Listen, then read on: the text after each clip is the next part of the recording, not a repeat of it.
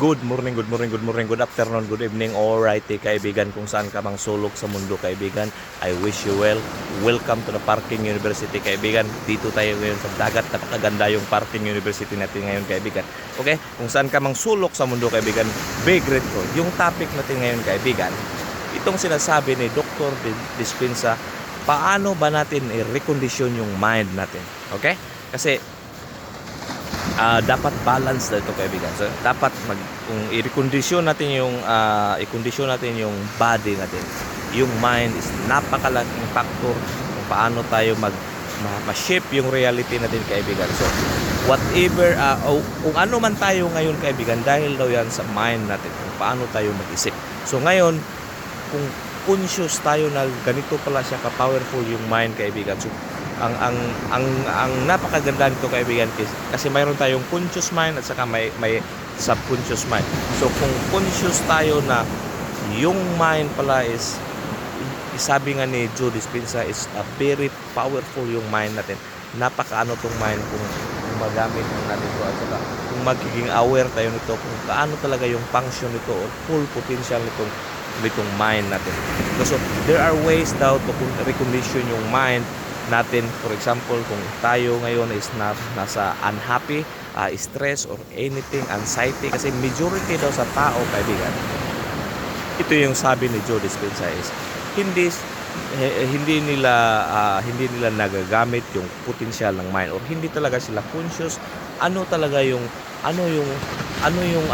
mind natin. Kasi lahat kung ano man tayo ngayon, kung ano yung sitwasyon natin ngayon, kung ano yung nasa ano ka ba, low or high or ano man yung status mo ngayon kaibigan, it's because majority dyan kung ano yung nasa mind natin, kung ano yung palagi nating binibigyan ng atensyon, kung ano yung palagi nating iniisip, ina-imagine. So that will reflect our reality as well.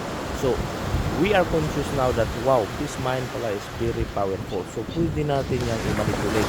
So sabi ni Joe Dispenza, kaya nga pwede natin yang i-recondition yung mind natin. So there are multiple ways na para ma-recondition yung mind natin kaibigan. So let's just be conscious gaano ka-powerful yung mind natin. Kung ano yung palagi nating iniisip, kung ano yung palagi natin yung binibigyan ng atensyon kaibigan, the mind is, since this is very powerful, we will just attract that kaibigan. So for example, ito daw mga outside, itong environment natin kaibigan, pag nasa environment ka na hindi maganda, nasa pagtingin mo sa social media mo, hindi maganda yung mga nasa social media mo or anything, news or anything, hindi maganda. So pag yun ay binibigyan mo siya ng more attention, so the principle will always prevail kaibigan, that what you keep watching at saka pag binibigyan mo siya ng attention, most likely daw yun yung ma-attract mo. So let's be conscious na wow, ganito pala daw yung mind, very powerful to, but pwede natin itong i-recondition para we could experience daw different result. Wow!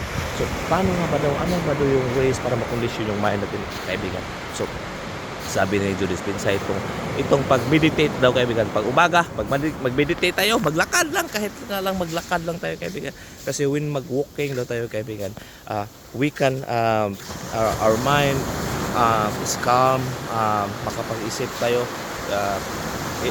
makapag-isip tayo kasi bigyan natin yung space na yung mind natin kaibigan. So walk meditation kaibigan, itong visualization kaibigan, pag mag-visualize tayo, imagine tayo, i-visualize natin na ito yung mga bagay, ito yung gusto kong mangyari. So i-visualize, ito daw yung pinakamagandang din kaibigan, itong visualization. Dapat mag-i-visualize natin kung ano talaga yung gusto natin, at saka yung clear specific goal. Kung mayroon na tayong clear specific goal kaibigan, detailed na makikita natin sa mind namin, at least yun yung parang pinipinta talaga siya na as detailed na at least marang mabigyan natin ng purpose or function yung mind natin na mag-isip.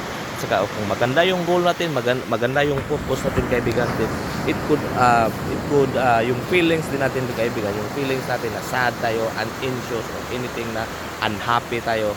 So pwede natin yang palitan ng mga positive thoughts na kaibigan, yung mga positive thoughts. So kasi ito pa yung isang sabi ni Joe Dispenza. Yeah. Kung hindi tayo aware kung ano yung feelings mo ngayon kaibigan, bakit yung realidad mo hindi maganda, or bakit yung parang anything na pasukan mo or anything hindi nag-work out. Okay, so una, i-evaluate mo daw, baka nga daw yung mind mo, ano ba yung pinupokus mo kaibigan?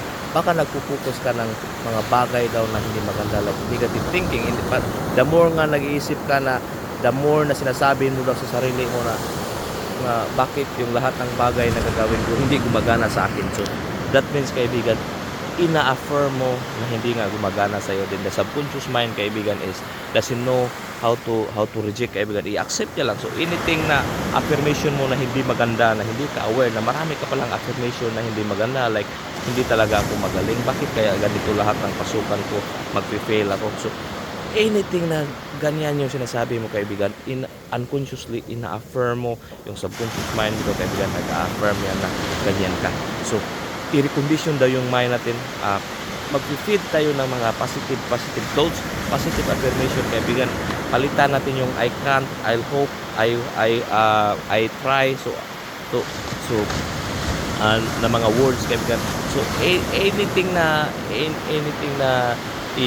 ano lang natin yung mind natin na maging conscious na tayo sa mga negative thoughts na binibigyan natin ng pansin, i-convert natin doon sa positive thoughts. Kahit sabihin mo o sabihin ng ibang tao na isa kang delusional kasi bakit mo sinasabi yung mga bagay na magagandang bagay na hindi pa naman nangyayari sa iyo. Okay?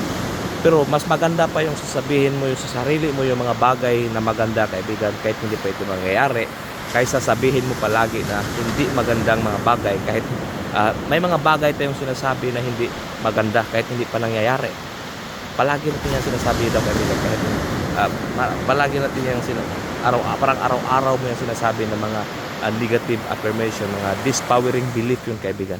So palitan natin yung mga dispowering belief na I cannot make it, I cannot do it, I'm too, kahit anything na blame kaibigan, anything. So yun yung mga negative belief natin. So once i-reprogram yung mind natin kaibigan, i-rebuild natin yung mind, aware tayo na dapat mag-think ako ng ibang sa ibang ano na ako mag-think, hindi na ako mag-think ng ganito. So i-change ko to this thinking na ano na yung thinking ko, dapat medyo aware ako sa mga thinking ko kasi ito pala how I think it will shape my reality. Wow kaibigan, hopefully hindi po nasayang ang oras mo kaibigan at mayroon tayong natutunan kahit kunti na pwede pala natin i-recondition yung mind natin, pwede pala natin palitan yung mga negative thoughts natin into positive thinking. Pwede tayong mag-meditate, walking kaibigan, at saka let's just feed our mind of positive thoughts kaibigan. Let's just feed until yung subconscious mind natin mag-ano na siya kaibigan, tatanggapin niya lang kasi yan lahat, anything kaibigan, at saka it will become our reality. Alright kaibigan, hopefully hindi ko nasayang yung oras mo. I wish you well. Close your eyes, open your arms, natural legs and of your face, love, good health, abundance, all the riches in the world, and boom, shakala, nagkala-kala. See you next time. Like